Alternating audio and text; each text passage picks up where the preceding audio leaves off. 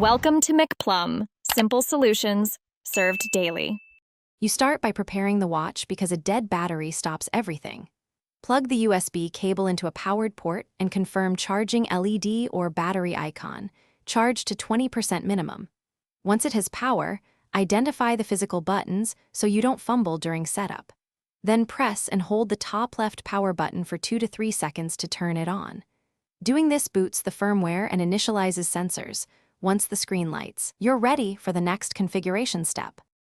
After power up, you'll walk through the initial setup, which configures language, time, and basic preferences. Use the touchscreen or buttons to choose language and accept terms. This writes settings to device memory. Next, open Garmin Connect on your phone and enable Bluetooth so the app can discover the Forerunner. When the watch displays a pairing code, enter or confirm it in the app.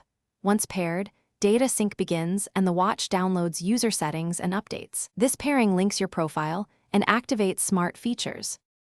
Finish by syncing firmware updates and filling in your user profile, height, weight, and activity goals, because accurate inputs improve heart rate and calorie calculations. Make sure to enable GPS by stepping outside and waiting for the satellite lock. Calibration may take a few minutes, but ensures accurate distance and pace. If something goes wrong, try a soft reset.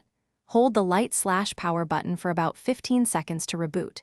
If pairing issues persist, restart your phone's Bluetooth and reopen Garmin Connect. That usually clears connection glitches. Thanks for watching. Stay juicy and subscribe.